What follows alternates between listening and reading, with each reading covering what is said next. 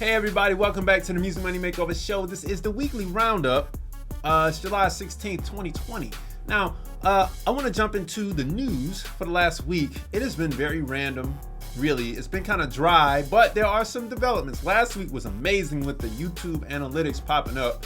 But this week, Spotify announces that it's launching in Russia, and then that's also going to they're also going to open up in different countries as well. Now, these are new territories that they will be distributing music to. I also want to give you a list of those new countries. It will also be Albania, Belarus, Bosnia, Herzegovina. I don't want to butcher that. Herzegovina. I know I'm saying that so wrong. I had it right earlier. Croatia, Kazakhstan, Kosovo, Moldova, Montenegro, North Macedonia, Russia, Serbia, Slovenia, and the Ukraine. So essentially what's this going to do for Spotify is this is going to boost their listener revenue. Now, for the independent artists, I want you to understand that the more people that crowd these servers, the less you get paid out, because the more streams will happen, which means that the more money that comes in, the more it will kind of get divvied up. All right, so it's not going to drop by much, but just a hair that you won't even notice. It'll still be in that 0.003 range, but the backside of those numbers start sliding down. All right, so let's go to the next thing in the weekly roundup.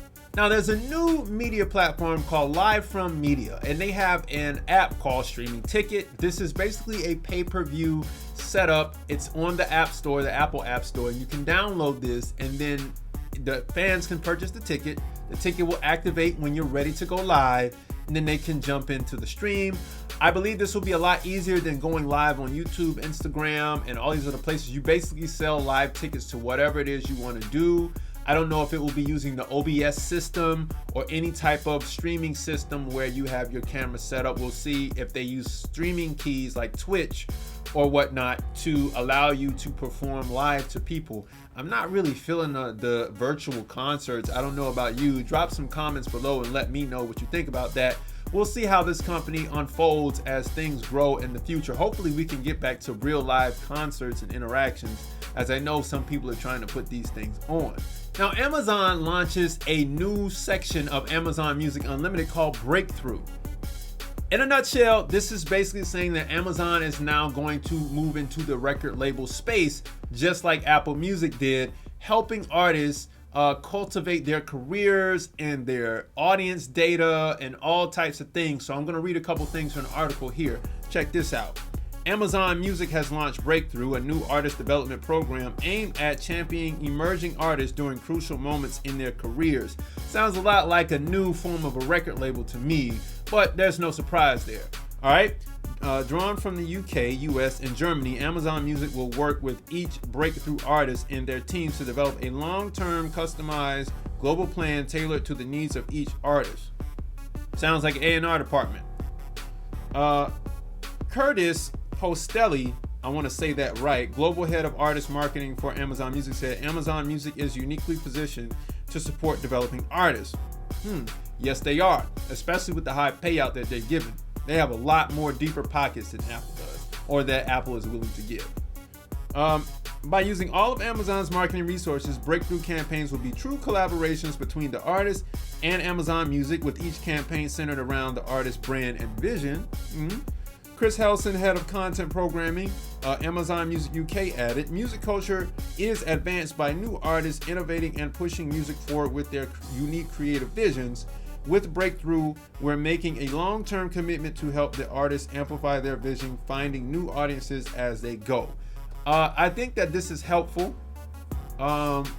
If you want Amazon to encroach on your own team's behalf, by all means, this is what they're starting to do. If you want to keep your team sacred to you, I think you should. All right, but hey, this is the Music Money Makeover Show. That's what it's about. Don't forget to text me 470-291-5767. Facebook is now announcing that music videos will come to its platform. They will have a specific space for it. I don't know how much more I can take of what Facebook will dish out into their platform. I mean, I'm barely on it as it is because it's so claustrophobic.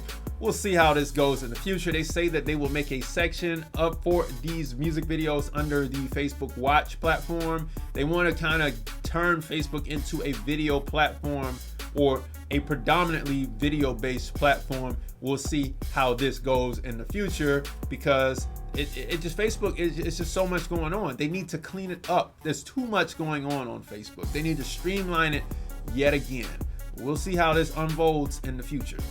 This is the biggest announcement that I saw this week. United Masters is now announcing the United Masters Select program, where you can pay $5 a month, right? Or it'll be $60 for the entire year. You have to pay that $5 a month all at one time to get this select option, and you can get rush delivery to deliver the product within stores, to stores within 10 days.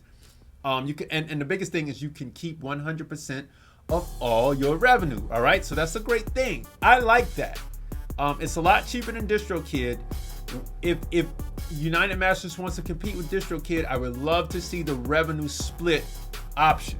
If they can get that going, I'm definitely switching everything over to United Masters. No questions asked.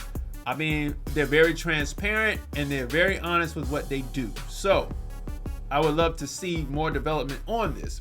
Now, here's a sad moment in the weekly roundup. I don't talk about this company much. I did in past shows about how you could get your music into retail stores, and like when I was on Facebook Live and I used to do my shows over there. And you can go access some of the older podcasts when I'm talking about getting publishing money from all the actual places. The company, parent company of Mood Media, which is Muzak, right? If you ever hear the term elevator music, this is the company that puts music into retail stores. They're filing for bankruptcy, right? To clear up some of their debt. Now, I'm quite sure that all this is not debt that has been amassed since the virus hit. However, the virus has now affected this company because of stores closing. And now this becomes a problem, because the more and more stores that they have closed, when they start to close those stores, they close those accounts, which means the royalties go down. And now the company, even though they had a debt, they're now filing for bankruptcy because they can't once those accounts go down, the company, the revenue starts to go down, and the debt to revenue gap starts to widen here. So let me give you a little bit of detail on what Mood Media is and Muzak. All right. Muzak parent Mood Media files Chapter 11 bankruptcy. Possible underlying financial difficulties aside, Mood Media's filing is a testament to the far-reaching economic effects of the novel coronavirus pandemic and its lockdown measures. All right. An array of businesses temporarily closed during the crisis' domestic onset. Even now, many states are limiting access to restaurants, amusement parks, and other public facilities that utilize background music. If you all don't know how important background music is, it is very important. Every single store that you go in has music playing, and 9 times, well, I'm going to say 7 times out of 10, it's coming from Mood Media. Okay. Furthermore, the long-term implications of this financial fallout, specifically in terms of retail, restaurants, and the brands that they work with, may prove additionally substantial. All right. Neiman Marcus, Brooks Brothers, J. Crew, and JCPenney are among the entities that have filed for bankruptcy amid the pandemic, and most are planning to permanently close a sizable portion of their stores. And if they do that, then accounts drop with Mood Media, which means less royalty payout, and the company is now suffering at this point. So that makes it harder for artists, to get their music in these stores. All right. So, I'm sad to see that happen. I can't wait for this economy to recover in some way, shape, form, or fashion, however it's going to be. I'm quite sure things are not going back to what they were. It's definitely going to be something new. I hope it's not this so-called new normal thing that's happening out here, but we'll see, because nobody knows what's going on except for those at the top. Anyway, that's been this week's weekly roundup. I will see you all next week. Don't forget to download the profit maximization checklist below. Like, comment, and subscribe, and share, and download the Musician's Guide to Self-Publishing #1. I'll see you all next week. Peace.